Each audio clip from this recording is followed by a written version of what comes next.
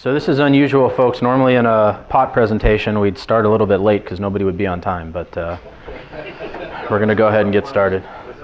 It's not 4:20 yet, folks. You got to stay. Goodie bags come out at 4:19. Thanks for coming. I'm not surprised to see a lot of manufacturers in the room. We're going to actually talk about some of the manufacturer stuff at the end, but glad to see some consultants in the room. I'm curious to see who's working in the industry now for the consultants. Who's ashamed or embarrassed to say that they're working in the industry? I noticed as people were coming by and looking through the door and deciding if they were willing to be seen in this room or not, so I'm glad you all were brave enough to come in. We're going to find out. There may be patient. All right, well, I'll tell you, these marijuana talks and presentations are never-ending puns. There's so many in the industry, so feel free to make your jokes. I know you can't contain yourself. If you come up with a new one, I got a prize for you. So I'm Ryan Schonfeld. I'm a security consultant and investigator based out of LA. I started in law enforcement on the East Coast. Started in law enforcement, went into detectives and studied computer crimes, got my master's in IT, did some State Department consulting before moving over to the private sector, running investigations and global security technology for Fox, which brought me to RAS, which is the current security group. About a year and a half ago, we started working in the cannabis space. I pushed back on it for a little while for a whole host of reasons. The main reason being federal law, concerns around banking requirements and what my risk was as a consultant supporting an industry that's still, and to this day, is still federally illegal. So we'll talk a little bit about that and our decision to jump into it. I'm not going to tell anybody in here what to do. Nothing is legal advice. Consult your own attorneys. But we've talked to a lot of attorneys. The first answer every one of them will give you if it's a good attorney is don't do it, it's illegal, and then they'll give you the real answer. But hopefully I'd love to see more of the people at Consult in the cannabis industry. There's plenty of work for everybody. There's more than enough work for everybody. And unfortunately, with this new budding industry, see, there's your first pun of the day. You guys are gonna have to pick it up a little bit. Come on, that was way too slow. So, unfortunately, in this industry, there's too many people who have, just retired from the police force and don't really have that consulting experience, but see the opportunity of consulting and what they perceive, and maybe a lot of people in this room perceive as an all-cash industry and a quick buck. And I'm finding that there's a lot of people working in our space that are giving bad advice, that don't understand the technology, they don't understand the implications of the regulations and how the technology fits into that. So I'd love to see some more professionals in the industry. So with that, let's talk about some of our stigmas. This is probably what people were expecting today when they came into this presentation, right? We've got our Rastaman Starbuds here. I'm pretty sure they got shut down for some trademark stuff. What do people think about when you talk about cannabis? First words that come to mind. Dope. Dope. Stoners, thank you. Medicine. Medicine, thank you. Okay. Munchies, all right. Cheech and Chong. Not a serious business. Okay, good. Nobody said security. Well, security. Yeah. So this has been our reality in the cannabis space, the businesses that we're working with. They're actually in the retail space, some of the most high-end retail environments that you can imagine. The one at the bottom is in Midtown on 5th Avenue. It's a licensed medical cannabis dispensary. It's been compared to an Apple store. I believe Forbes said it was $19 million to open that 12 or 1,400 square foot store. So that's our reality in the cannabis space. And picking your customers more than your customers are picking you is something that we found incredibly important. But anyways, before we get started, being that this is a cannabis meeting, I did bring treats. You want to pass around the brownies and cookies here, at your own risk, of course. I'm going to bogart these cookies. There you go. Everybody's going to wonder why they're so giggly in the next session. All right, so quick poll, show of hands. There's some brownies here to pass as well. Who's working in these different markets? Who's working in manufacturing space? Logistics? Technology companies? Working with tech companies and startups? Pharmaceutical companies? Pharmacies? Jewelry companies? So all of these industries and verticals that you're working in now are directly correlated to what we're doing in the cannabis space. We're doing logistics, we're doing delivery, manufacturing, warehousing, transportation of secure products. There is a lot of cash, we'll talk about that. Pharmaceutical business is probably most closely related with different standards, and while they don't currently apply, we like to use all the DEA regulations with our clients because we're working under the assumption that within a couple of years the federal regulations will change, and that way they don't have to rebuild. They're already compliant with what we know of the DEA regs today. Some information about this budding industry. See, I already used that joke. The regs are evolving, and this is really frustrating and really expensive for the clients. Our businessman here may see that as additional opportunity, because you also end up redoing your work a lot. Some of these figures from Forbes on the right side, just to give you an idea. Last year, $9.2 billion in North America. 10 years, it's estimated to be close to $50 billion, and 57 worldwide. So the US and North America is really expected to be the bulk of the global cannabis industry. So massive emerging market.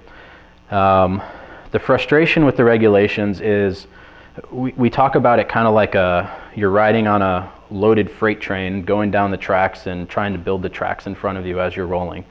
The states are figuring it out as they go. Several are using Colorado as a model, but Colorado hasn't even gotten everything right. So as the regs change, so does your design for security, even the construction of the facility, your video retention, what you have to do with the video. There's a lot of funding behind cannabis, and there's a lot of funding coming out of cannabis to the states. So there's obviously a big financial incentive for the jurisdictions to adopt cannabis, but it's still a little bit of a polarizing issue, but in general there's bipartisan support, at least for medical cannabis. Recreational still tilts the other way a little bit. And as a security consultant, what should be really cool to you is in every market, our services are pretty much required by law.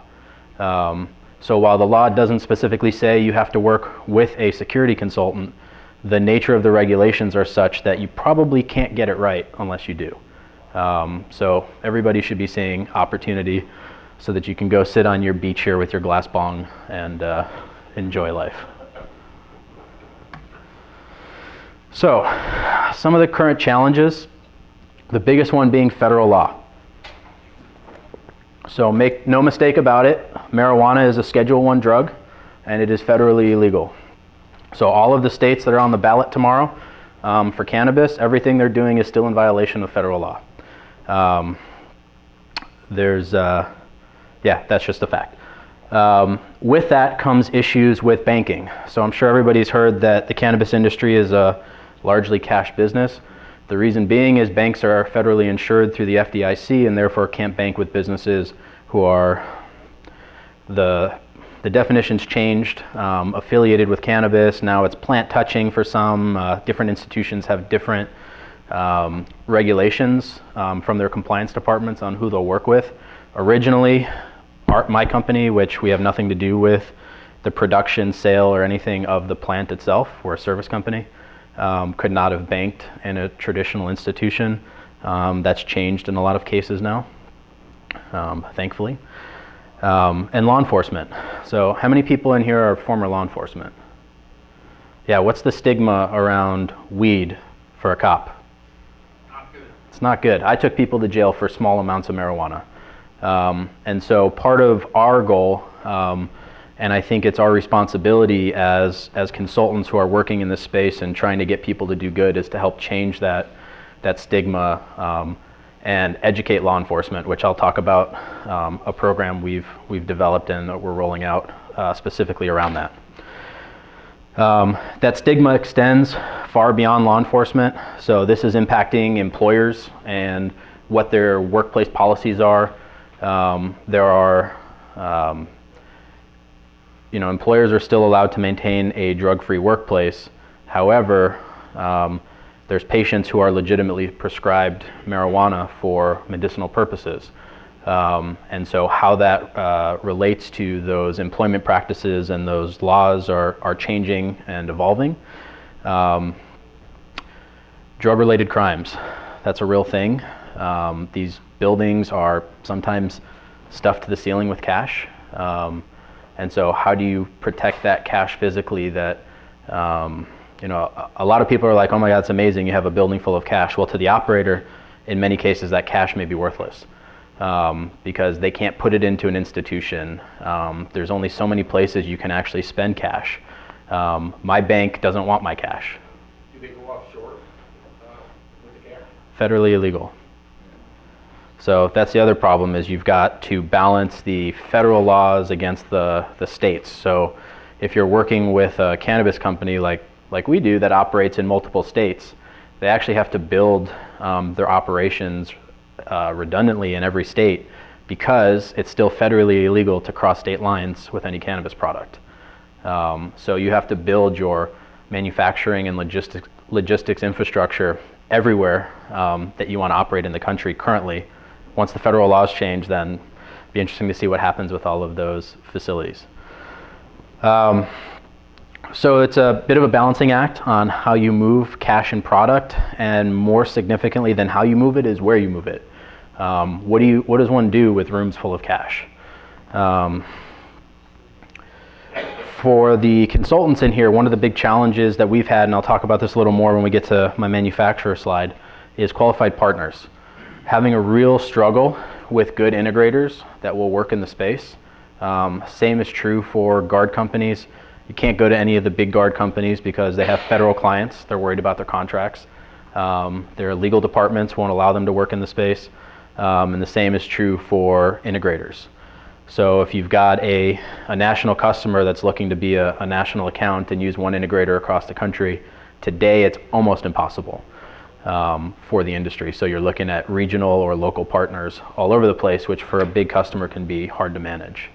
So that's one thing for all of you manufacturers in the room that are excited about this space, is that's somewhere where we really need your help, is getting good integrators that are willing to work in the space and put their name on it and advertise that they'll work in the space.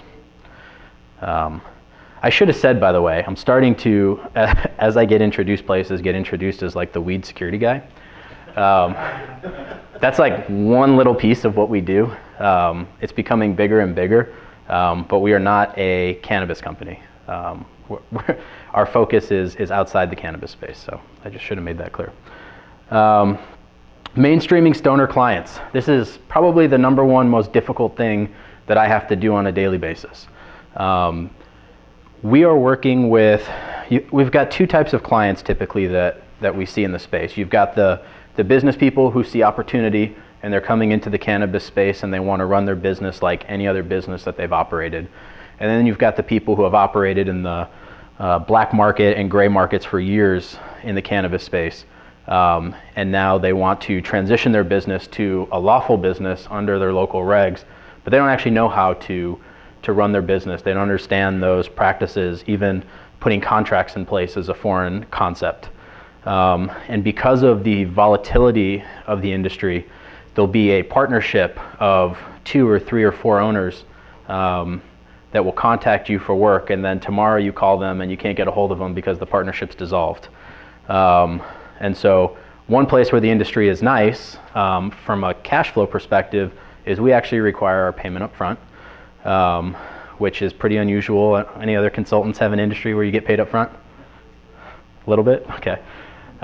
It's unusual, so that's nice from a cash flow perspective, but more from a practicality perspective that you haven't done all of the work for your client and then they disappear, the organization's dissolved, they don't get their license. And that's the other really important thing is these licenses can be hard to come by. In California, for example, there's some cities where they're doing one retail license for the whole city. So it's incredibly competitive. There's hundreds of people putting together their application package. So we may do a security application package for 20 applicants for that one license. Only one of them is going to get it. So the next day, that company may be dissolved if they didn't get their license. And by the way, they may have spent close to $1 million on that process for the license that they never got. So it's pretty wild. And then it brings me to the regs, my best friend and worst enemy. I'm sure it'll shock everybody in this room that the regs often don't make sense, that they contradict each other. In many cases, you don't have federal regs, obviously, because it just says it's illegal. But you do have state, you do have county, you do have city and municipality. And so when you're writing the security program for these types of clients, you have to look at those 3 different sets of regs and then figure out where they contradict each other, which one you're going to go with. We tend to go with the strictest. But everything has a huge cost implication. The number one cost factor we're seeing right now for our customers is video retention. So I'll use the LA market. It's the biggest market in the country. It's currently a recreational state, California. Adult use is the proper term. And California has adopted a 90-day video retention requirement for every facility other than laboratories, which is 180 days. And the video has to be stored or recorded continuously and in HD. So I'm going to show you a layout from it's approximately 7,000 square foot facility that we did the design for. Is 85 cameras. So you can picture a small 7,000 square foot facility that has a 185 terabyte storage requirement of HD video. And these guys spent close to $250,000 to implement compliant security. It's a lot of money for a small operator. So in our little matrix here, you've got your client in the center that everybody's trying to serve and keep happy. And the pieces that us as a security consultant are juggling are the integrators, which has been a challenge, the regulations. There's other consultants that they're working with for their general licensing application. Those consultants charge anywhere from $50,000 to $200,000 to help. I've seen $250,000 actually now, to help their clients put just their application together to apply for the license. Obviously, there's no guarantees with that, so just another part of that fee to become operational. Any questions? Sir? What are you seeing from a compliance standpoint? Is there anything for regulatory aspects that are coming in? For security or in general? Just in general, more HIPAA or So HIPAA is an interesting one. I'll talk about I'm sorry. The question was regulatory compliance and what we're seeing coming into play. Specifically, HIPAA was mentioned. HIPAA is a federal requirement, and so it's not really considered in the cannabis space, even though there are still medical patients. And so California, again, as an example, who just adopted the Consumer Data Privacy Regulation, which is basically California's version of GDPR. The cannabis regulations have now adopted a data privacy and patient privacy regulation. So that's being done more at the local and municipal level, but generally not federally. So all of those federal statutes are, for some reason, ignored, and nobody's really said anything about it. But HIPAA, you would think, especially in medical facilities, would be an issue. Anything else? Sir? So how are you getting paid? Are they cutting you a check? Generally. Checks, wire transfers, money orders sometimes. Sometimes we get cash. We try to avoid it. We do have clients all the time ask if we have a cash discount. And the answer is no, we have a fee if you pay in cash. because the bank charges us a fee to process cash. Yeah. Sorry? Are you only doing work in the U.S. or are you branching out into Canada? U.S. and Canada right now. Looking at Europe. Sorry, the question was, are we doing work only in the U.S. right now? I forgot I got to repeat the questions for the recording. Or use the mic, because we're, Okay. that's the only audio feed, we don't have the ambient. Steven's going to be our mic gopher. Smarter security folks, thank you very much. Good job. Free plug, come on, man. I appreciate it, thank you. Anything else? Do you find yourself being very blunt with these people? I see what you did there. Do I find myself being very blunt with these people? Just to repeat the pun. Yeah. I'll let you know later. So in our goal, you mentioned stigma and law enforcement. So I mentioned a program that we're working on with law enforcement. The badges at the bottom are some of the agencies that we've already worked with. The picture at the top is a training exercise that we put together for the SWAT team in Reno.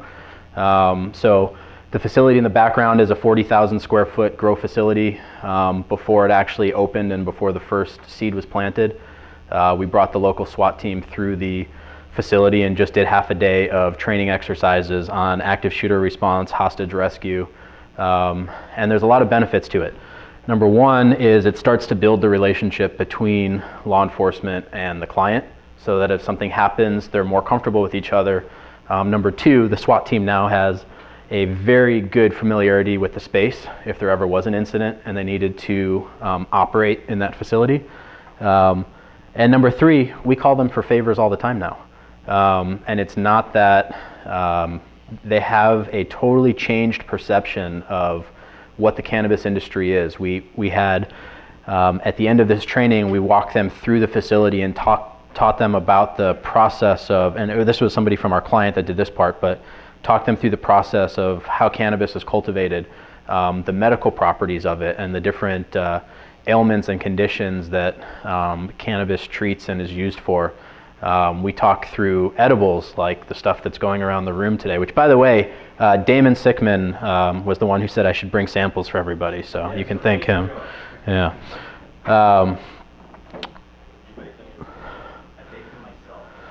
Oh, well then don't eat them. So this half-day exercise with the SWAT team in Reno was just a really great exercise to break down those barriers.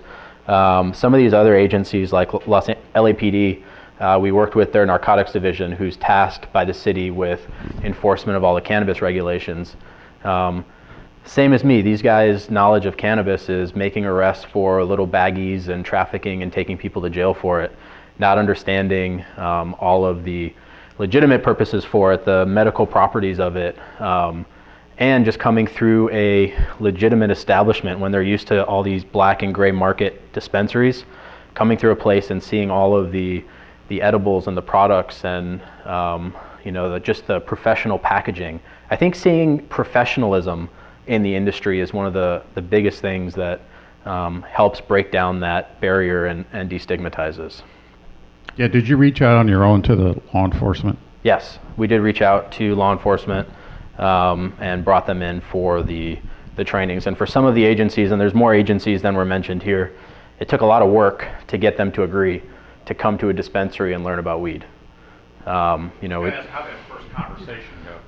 How does the first conversation go? Sometimes it's a click, yeah. We usually have to deal with a chief or command staff. Typically, one of them would come to a presentation that we're giving to another agency, see that it's legitimate, and then typically it gets rolled out to their agency pretty quickly after that. But yeah, it's definitely difficult. So California, these are some of the basic security requirements, and then where LA differs from the state.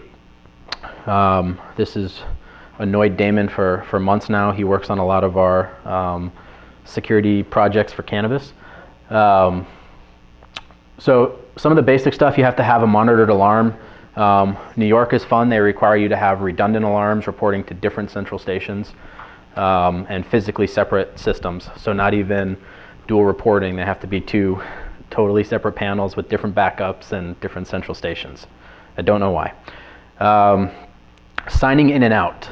The signing in and out and the access control get interesting because people see the cost for a visitor management system and for database-driven access systems, and they think it's prohibitive.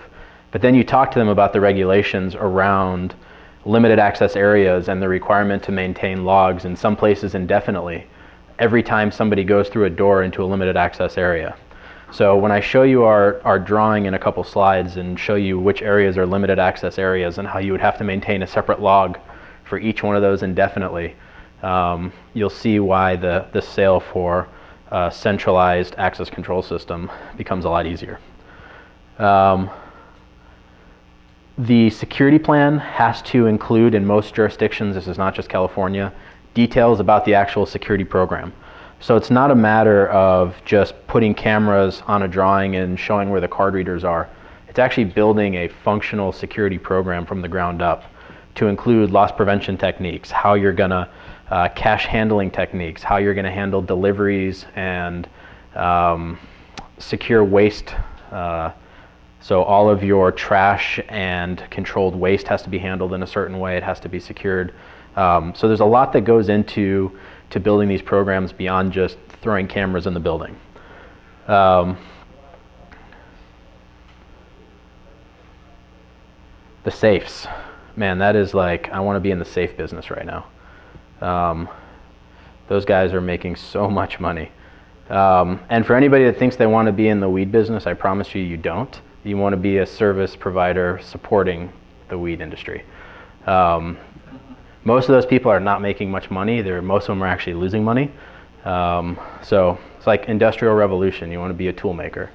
90 days. There's some places that require 2 years of video retention. So think about your storage solutions. Unfortunately, for most of these sites, cloud recording isn't an option. Bandwidth requirements, cost to spin up a cloud. There's a whole host of reasons that, and then there's also in some places a requirement for at least part of that storage to be on-prem. In California right now, it's kind of funny. Here's one of the places where the regs contradict each other.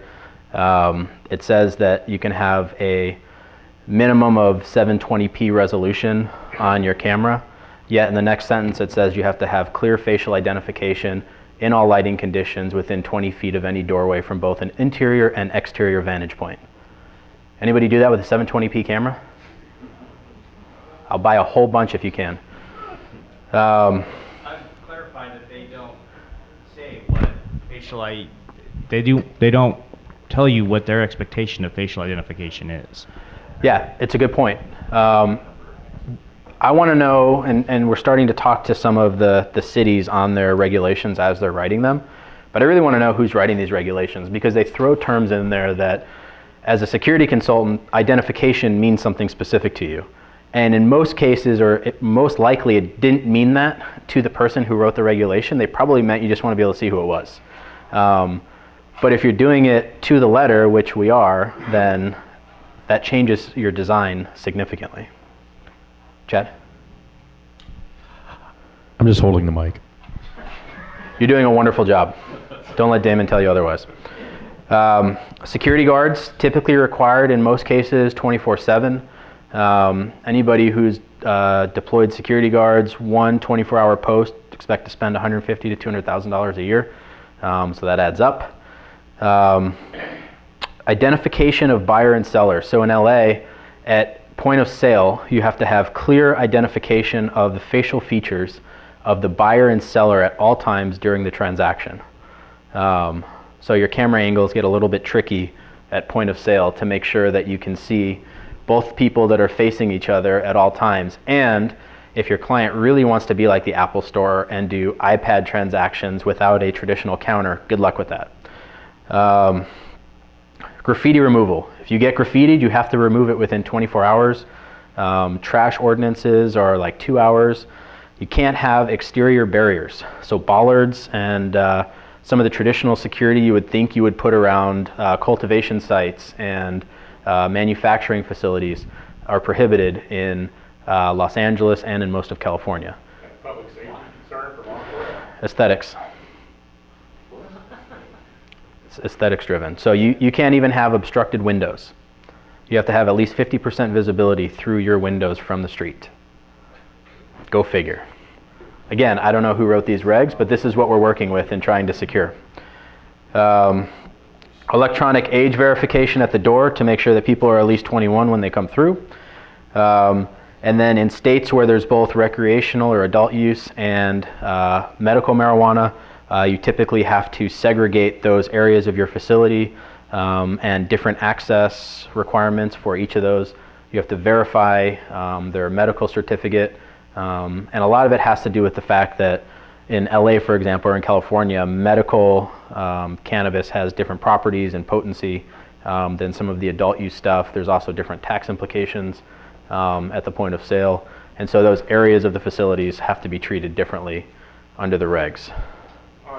Anybody having fun yet? Single door for patron access, does that mean only one point of egress? Or does that mean you can't have a double door, only a single door at the front entrance? Or Single opening.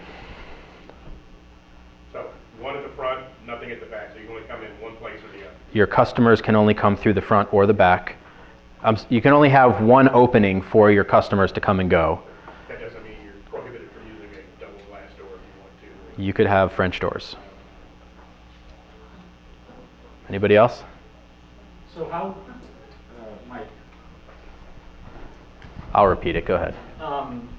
so how consistently are these enforced? I mean, I'm listening to your descriptions and I'm listening to your description, how about, I don't know. So the question is around consistency of Yeah, I enforcement. mean, so in Northern California, some of the facilities I've seen don't meet some of these rules. Yeah, most of them don't. The enforcement right now is minimal to non-existent. Supposedly it's about to start. So California, which was brought up in the question, is just now starting to issue the first round of permanent licenses. Sorry.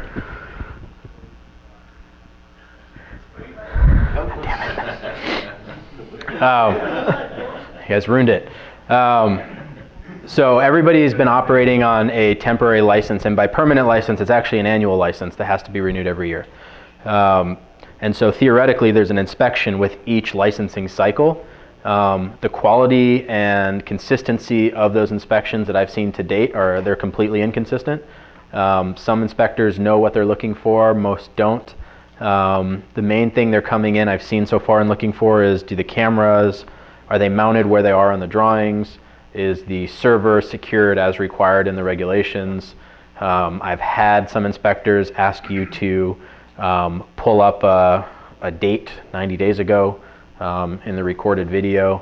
One of the regs is to be able to produce a still image of a person and print it at the site within X amount of time, so they may ask to do that. But there really is no consistency. Hoping that's going to change. You're right. Especially for our customers, they're spending a lot of money to do this the right way, and there's other operators that are not spending the money and they're not doing it that way, and we'd really like to see them get rewarded for doing it the right way. Yeah, in Ohio, one of the requirements is that the Department of Commerce have availability to review the video at all times remotely. Yep. Is that any type of requirement in California, and how do you get around that with multiple different VMSs and platforms and all that? It's a good question. So the question is, well, you had the microphone. We're starting to see that pop up more and more. It's typically a municipal reg and not a state reg, so that the local police department requires live access to the video at all times. Las Vegas is the greatest example of why that doesn't work. Number one, they had no idea technologically how that was going to happen. Las Vegas Metro is on Milestone, so they're putting devices at the edge to encode the video, and I don't know if they're bringing it in OnVIF or what they're doing. Well, they're not. So they're currently just sitting on the video with the connector that the city requires, but I don't think the city realized what resources were going to be needed to, from a bandwidth perspective, from an operational perspective, to actually support that regulation. And so, like, I'm supposed to meet with the Fresno City Council later this month. Fresno is right now in the process of finalizing their cannabis regulations. They're the 5th largest city in California, the 34th, I think, largest in the US, kind of forgotten about. But they have that same requirement in their regulations, and I'm trying to talk the city council out of it because they haven't thought through what it actually means, and they're not going to be able to do anything with it. So I think that is going to evolve. I hope it does. Michigan votes tomorrow. Tomorrow, and I don't know that they have any regulations for commercial use.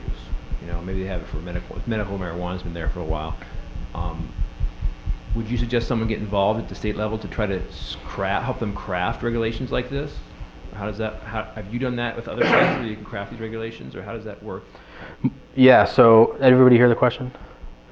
So more and more we're getting involved at more municipal level, sometimes state level, but absolutely we need like real security consultants who understand the implications of the regulations to get involved and help these regulators put measures forward that protect the business owners in the cities, but that also make sense and are achievable and that aren't going to bankrupt people to do.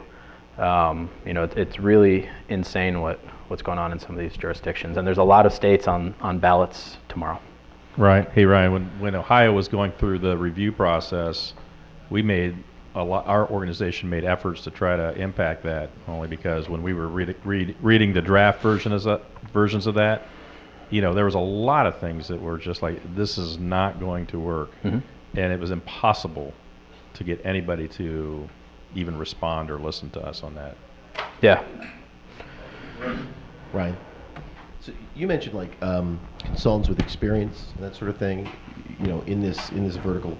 What are the attacks? What kind of attacks? I mean, or how are they attacking like the different facilities? I mean, if they are seeing, you know, any experience on that as far as like the grow facility or the retailer. I mean, are they holdups? I mean, what is the attack? Yeah. So what kind of attacks have we been seeing? There's been robberies. Typically, we're finding that they're not going after the product; they're going after the money. Weed's fairly easy to come by, and it comes across the border pretty frequently. There is some cartel activity around it, but largely I think the cartel is more focusing on their other products and verticals. But depending on where you are, I mean, if you're down in border states and stuff, there definitely is some cartel activity around cannabis, but really the focus has been on the drug, on the cash, or the cannabis product just before harvest. So right as the product's ready to be harvested is when you'll see a grow facility get hit. They're typically armed, often heavily. However, in most cases, if there's not active resistance, we haven't generally seen people get shot. And so that defines a lot of how we train and how we write the security protocols around response to a robbery. And protesters or things like that. I have not seen an issue with that. No, I mean, it's pretty much not an issue with. What's that? The protesters are all inside, Ryan. Yeah, that's right. If you have a robbery, it's a cash robbery, or are you? I guess you're not insured. Oh no, the businesses have to be insured. So you would recoup that loss, the cash loss. Maybe. It depends. There's a lot of exclusions in these policies. All right. So yeah. So do you do work for the federal government as well, or do you primarily not get involved with government jobs? No, we do not. And I mainly ask because we had a few opportunities to work in this vertical, and basically was told by other verticals that we would be excluded from the ability to do those jobs, mostly with the government. So. Yeah, so question around whether or not we work with the federal government. We do not do federal work. We don't go after federal work, not because of cannabis. Before we were in the cannabis space, we didn't go after federal work. I've talked to a lot of companies that do federal work and go after that, and I haven't had anybody yet tell me that question was specifically on any of the questionnaires. However, If there is something around participation in illegal activities, this would technically qualify under federal law. So I guess you would have to answer in the affirmative. But I would know other companies in the space that do federal work and that also work in cannabis and have not had an issue. But that's going to have to be a decision for you guys. Can you talk a little bit more about the cultivating and processing end of the business? You've given some great examples on the retail side. Okay, in terms of the security for the facility? Sure. So the question was around cultivation. We've talked mostly about retail, so on cultivation and manufacturing, what the security's like. Manufacturing is interesting. A lot of the products that are manufactured are oils, and so some of the ballistic or blast cameras and housings, intrinsically safe products are required for extraction facilities. We've had some fun with that. If you're doing volatile extraction, like in butane extractors, we've had to do all kinds of blast housings, and that's been required for inspections. Most of our clients grow indoors, so there's also, I think, a pretty big misconception of these huge cannabis fields. They do exist, but the high quality product and any customer that's growing in any volume is going to grow indoors because you have a shorter harvest cycle, you can control the quality of the product better. Everything has to go out for inspection now, every batch. And so there's a lot higher likelihood that you'll pass the inspection and not have to dispose of a whole harvest because something blew into your field or your crop. And obviously it's easier to secure a facility than a field. So we don't have a huge amount of experience with outdoor grows. The ones that we have done, we've done some fiber detection and thermal perimeter stuff. But in most cases, when they see the cost to try to secure the exterior facility and they see the ROI on how much more product they can grow and harvest in an annual cycle indoors, it's a pretty easy sell for them to move their operation indoors. Are most grow facilities hydroponic, or are they using soil? Are most grow facilities hydroponic? Yes, because the lights speed up the, and I'm not a cultivation expert, but the lights speed up the process. I'm finding a lot of hybrid facilities, so where it's a greenhouse roof, but also supplemented by lights, so they can have more hours of sunlight in the day. And then there's usually a shade that comes across the ceiling to darken the room for the plant's sleep cycle. And you want to speak about video surveillance also, that we need to have cameras that will work in pretty much zero light situations. Yeah, so thank you. On the topic of that sleep cycle, those rooms are pitch black when the plants are sleeping, yet you still have to have clear identification in those rooms. Interestingly, and there's not really a solution around this, I'd love to patent it, but since I'm telling you all about it, it's probably a waste. IR does actually impact the plant's growth, and there's been a few studies. Yes, sir? As an IR manufacturer, so we do tons of facilities, indoors and outdoors, many in Canada, many in the US. So we contacted some professors, universities, and we have letters stating that they don't consider it 850 nanometers and higher to actually be light. It doesn't affect the sleep cycle or so it's a misconception really. So we can certainly, any consultants who would like a copy of those letters from the university can certainly give them. Okay. So Raytech is disagreeing. That was the gist of that comment.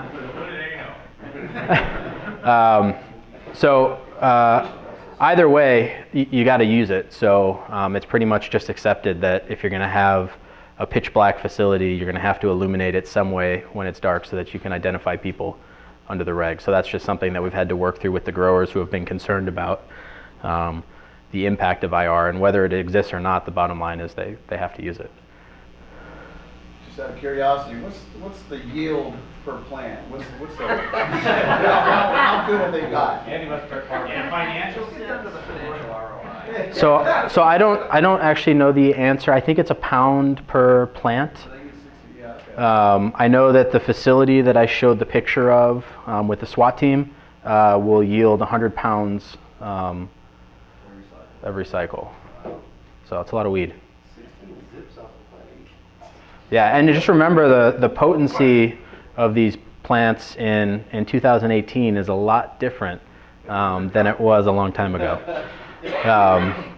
So this is actually, I'll give another free plug to Smarter Security here. This is one of the corporate offices for a cannabis client.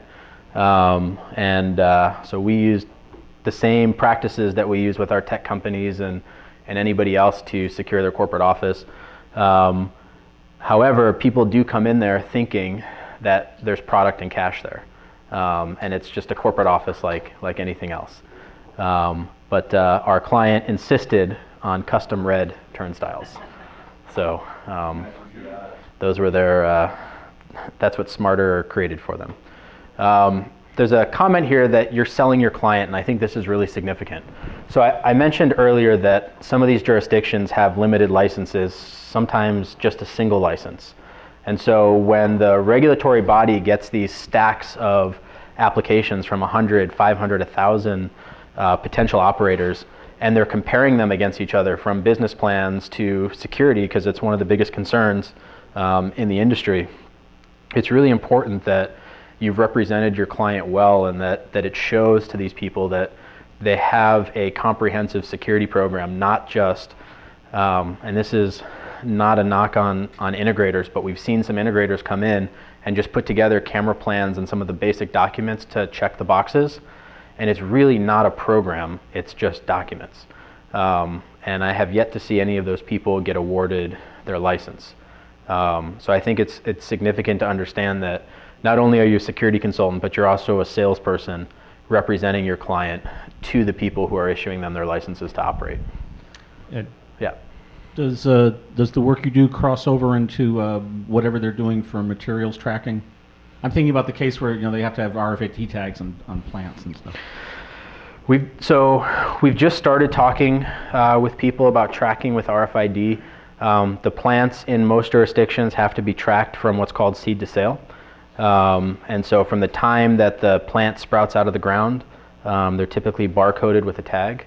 Right now it's generally barcodes, but I think it will evolve to RFID and better technology, and all the way through the growth and harvesting cycle, that barcode stays with the product until it's packaged and then separated in the state's track and trace system. Metric is one of the big providers of that software for a lot of states, BioTrack. Yeah, the tracking of the plants is pretty crazy. So enterprise grade security is important. A lot of these people want to go and just buy their cipher locks off the shelf and put those on the door, because technically the regs only say that you need a commercial lock in LA. They don't specifically call out anything more than that.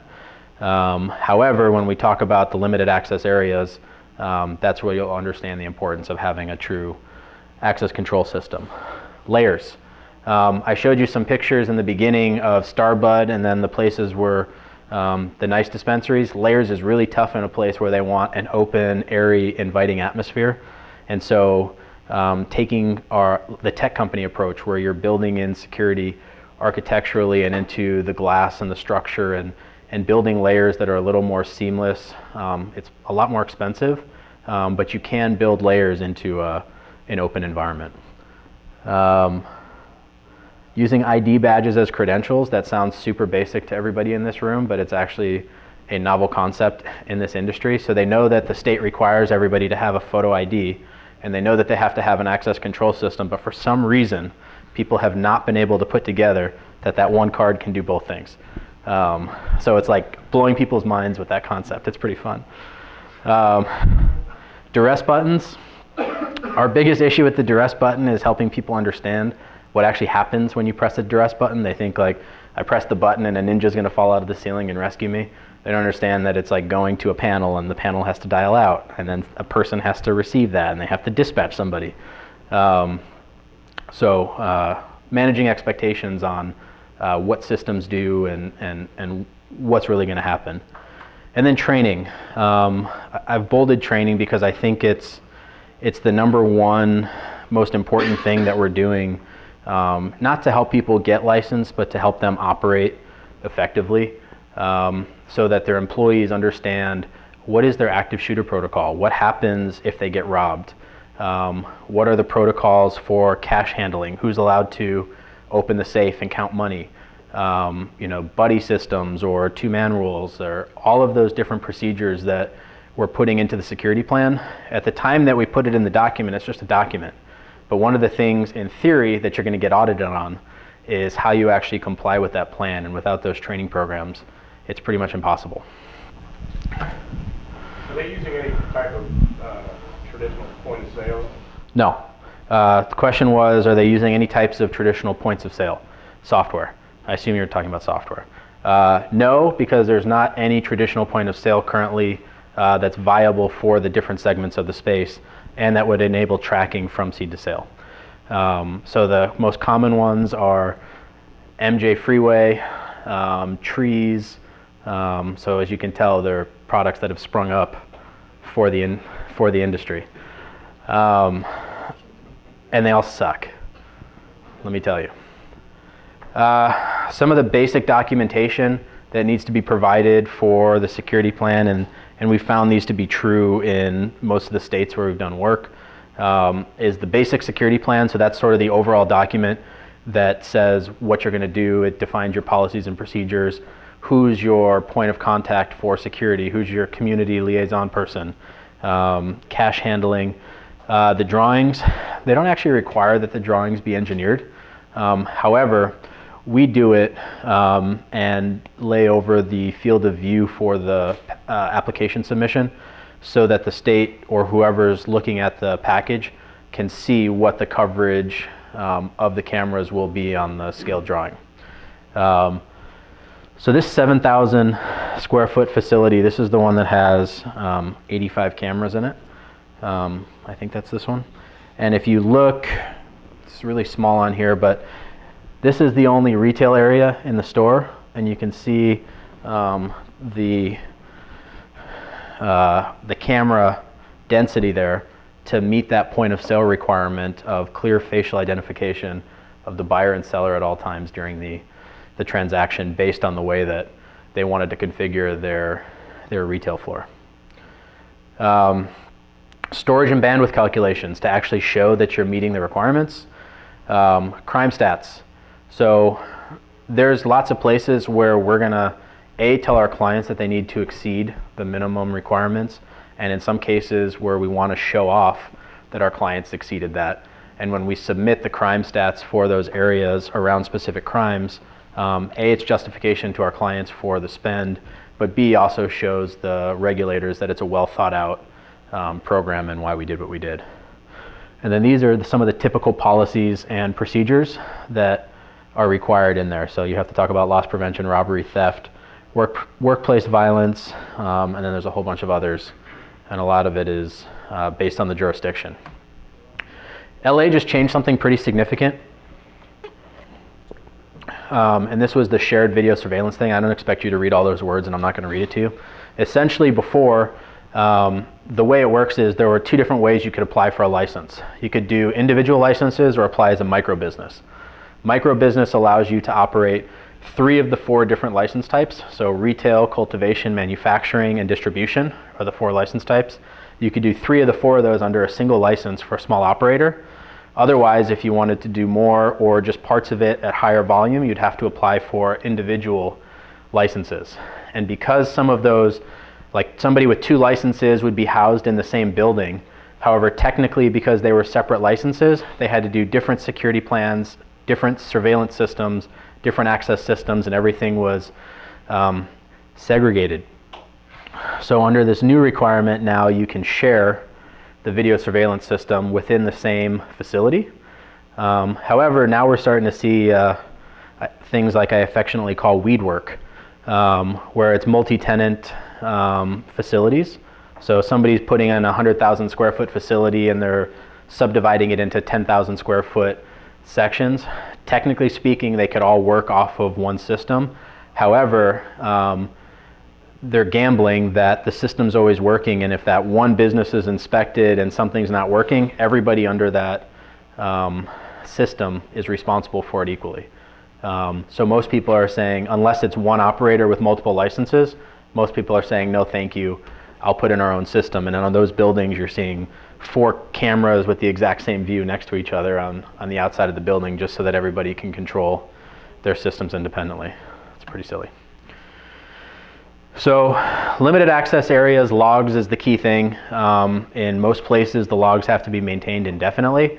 So keeping those paper things at the door on a clipboard, number 1, expecting that people are actually going to fill it out every time they go through the door. And then number 2, keeping categorizing or cataloging and being able to produce those in a timely manner if you're audited is almost impossible. So that makes an access control system a pretty easy sell as opposed to your individual locks. And some people think putting a biometric lock on a single door is an access control system. It's not, as everybody in this room knows. I mean it technically. Limited access areas are generally restricted who can go through that door. Typically, if you're not a registered employee of the business, you have to be escorted. In almost every case, you have to be over 21 to even be on the premises.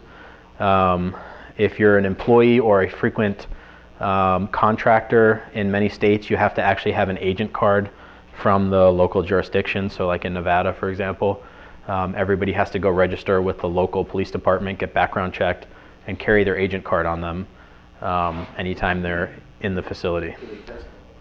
What's that? They have to get tested? No. So no, they don't have to get tested. I assume you mean drug tested.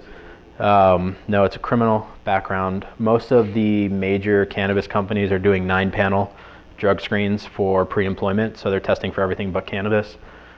We joke if you don't test positive for cannabis, you can't get the job. That's right, you got to be an expert in your field.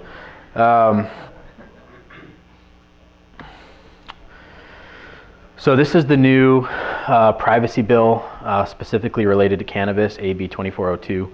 And this is what's allowing us to go in and, when we've talked about cybersecurity with these guys before, and what's interesting, anybody from Hike Vision in the room?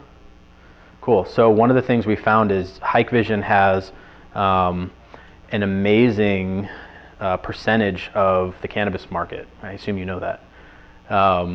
I'd say 95% of the existing cannabis businesses we've gone into have Hike Vision cameras, which I think is why? I don't know. Tell us why. Good, affordable, high resolution camera. Good, affordable, high resolution camera. Brad.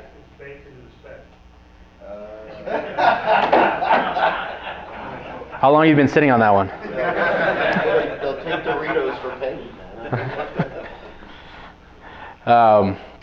So just interesting. But anyways, this new bill has allowed us to actually go back and talk to folks about cybersecurity, patient data, and why they need to take it seriously, particularly if they're serving the medical market and not just the adult use.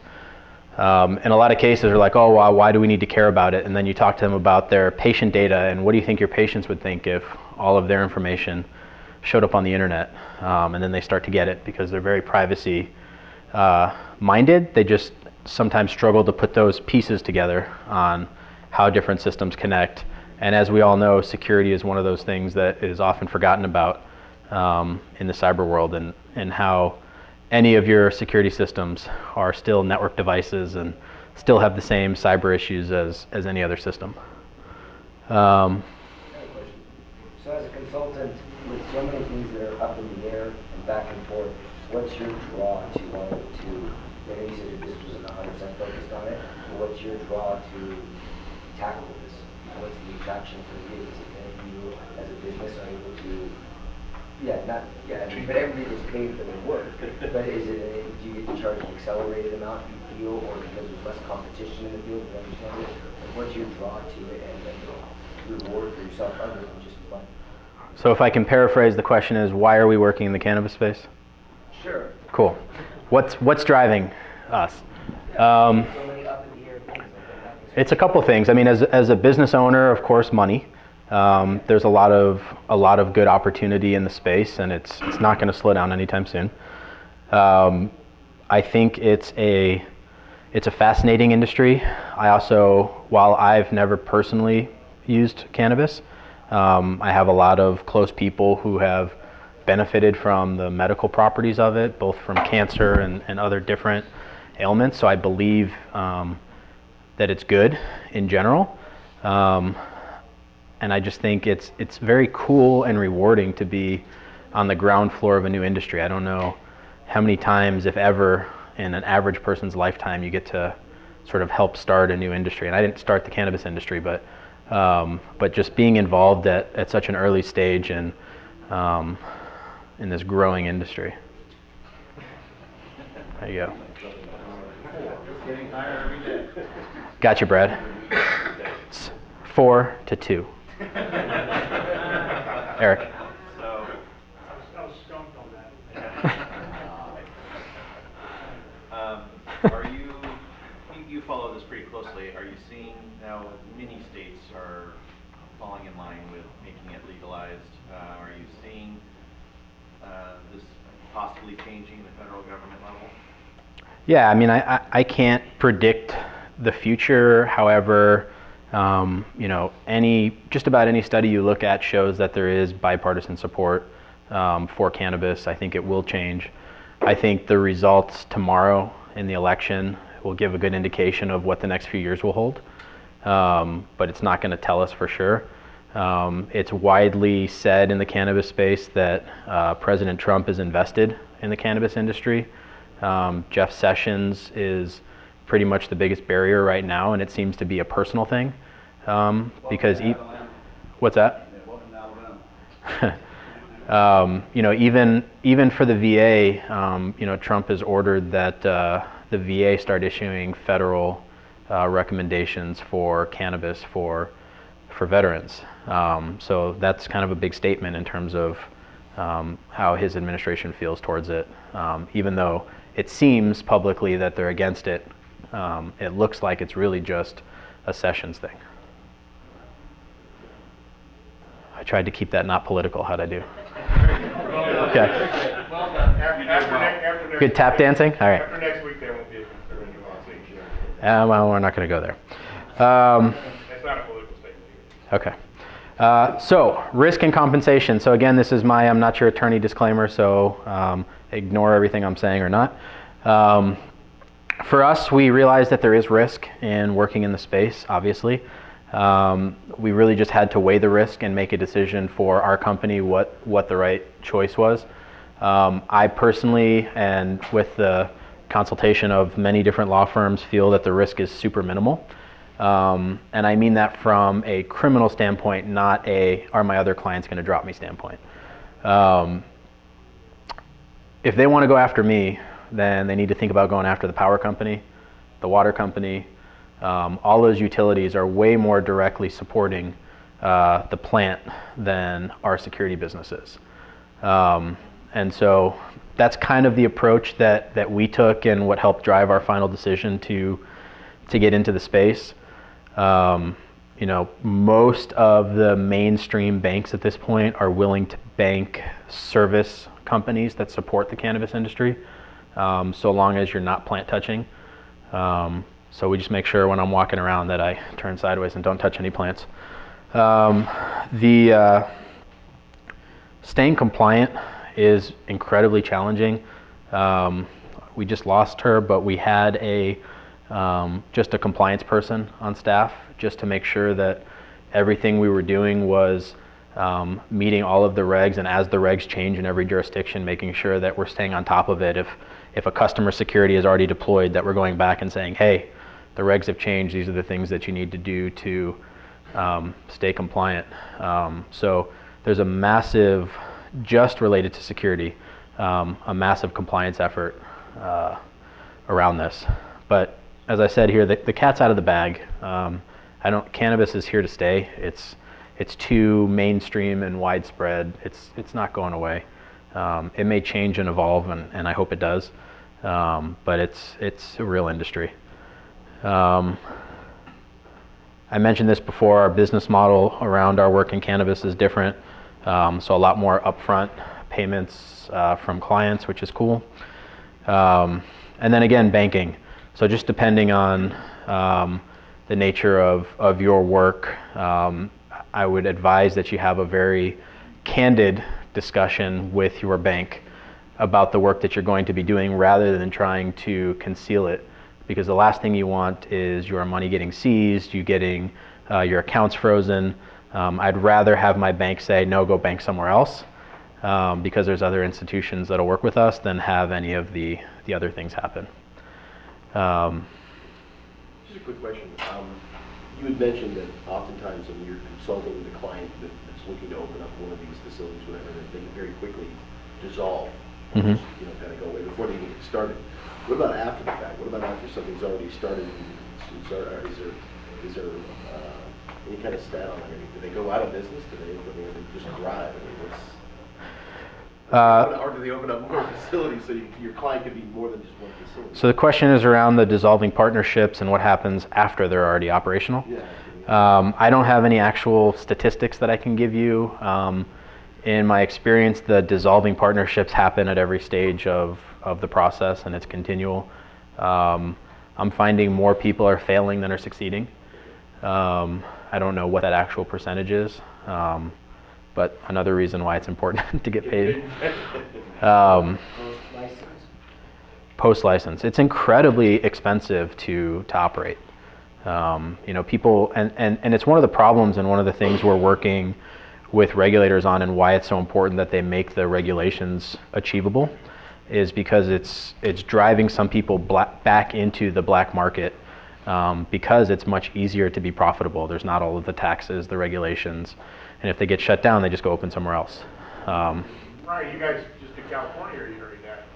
National in Canada right now. Chad? Yeah, I'm going to use Ohio again because that's our best experience. I think we have a client right now who has invested almost $2 million in just the processing, or just the process of registering and trying to get a license. Yeah. And part of the requirement is that they have shown that they have property already. Mm-hmm. And I don't know if that's in California, but they have to almost go out and buy the property or have some sort of agreement that they have the property and they will be able to purchase the property and they have the funds to be able to do that. Yeah, so that's the norm, not the exception. In most cases, people are buying property or signing long-term leases in the hopes that they get their license to operate. Only in a few places have we seen so far where they're allowing conceptual applications around what you would do with the property, and then the architect builds and designs your plan around a conceptual space. But in most cases, these people are signing, buying these properties, not knowing whether or not they're going to get their license. So massive risk and investment. Can you speak to your experience in Canada at this point? Yeah, so our experience in Canada at this point has been minimal. It's ramping up right now. So Canada just federally legalized retail 2-3 weeks ago. So there's a lot more operators from the US that are looking to expand into Canada. Also, because of current federal regulations, any of the larger players that are looking to go public have to go public on the Canadian exchange because you can't do it in the US. So we're seeing a lot of cross-border operators that are operational here and moving things there to go public. One thing to be mindful of, and why we're holding off on travel to Canada right now, is there's been a significant uptick in people, U.S. citizens, being held at the border of Canada and the U.S. coming back in if you're working in support of cannabis. And so we're waiting a little bit for them to figure that out, just because I don't need another cavity search at the border. 6 is enough. Yeah. Sir. Yeah. So, on the processing side of the business, it maybe seems a little off topic, but are there any EPA implications? Not EPA because it's federal, but the state versions of environmental are very strict regulations in most places. I'm not super well versed in that, but I know that they're generally part of the regulations at the state level. I want to hit the manufacturer thing real quick, and then we'll finish Q&A. We've got 5 minutes left. So this is my perception. It seems all the manufacturers, and I see a lot of you in the room, want to be in the space. Obviously, it's a huge opportunity. I'm not finding a whole lot of manufacturers willing to stand up publicly and say, hey, we support the cannabis business. And while that doesn't sound significant, it is. We're trying to, as you mainstream your customers and bring them from stoner to business owner, it's really important that they see the support of the companies that they're buying from come out and say, hey, you know, we support you, but not only do we support you, we understand the nuances of your business, and here's what we've designed, or here's what we're putting out there to support your industry specifically. And right now I'm not really seeing that in general. So that speaks to the next point a lot. But just developing systems and configurations that are easy to deploy and that are designed around this industry in general, so that it helps people get it right easier, but also I think will help bring the prices more under control for things that are designed around cannabis. Cloud has been a real frustration. As everybody knows, it's a great buzzword. It's like analytics and a whole bunch of other words. Most of the clients don't really know what it means. They just know that it's probably something they should have. But when you talk to them about bringing fiber to their site and the infrastructure that's required to support a true cloud environment for the amount of cameras and bandwidth and resolution that they have, not only the resolution, but also the uptime requirements for their jurisdiction. So if you get inspected and your network was down and you don't have any edge recording or anything on-prem during the time that you weren't connected to the cloud, you can face a 6-figure fine in some jurisdictions for not having the video during an audit. And so that's a really serious barrier to customers being able to transition to a true cloud environment for video. Access would be a little bit easier. And then I already mentioned, but we really need some more qualified integrators willing to work in the space. So that's where you could help us. Any other questions? Sir? Since this is so new, I mean, how do you go into a place and say, well, you can't say I've been doing this for 10 years. Uh-huh. So being that it's so new, how do we go into a place and tell people we've been doing it? It's a small industry. It's a very connected industry. Once you're in, it's very much word of mouth. You know, a lot of the operators know each other. Participation at trade shows, and you know, I sit on a lot of security panels in the cannabis space, risk panels, speak at city councils and regulatory meetings, and you just sort of, it's one of those industries where, qualified or not, I guess you become an expert pretty quickly, for better or worse. But you got to get accepted, and then once you're in, you're pretty good, I think. I'm not sure you'd share a forecast of annual revenue for this space, I mean, for your company. I mean, for cannabis? Yeah, like what would be your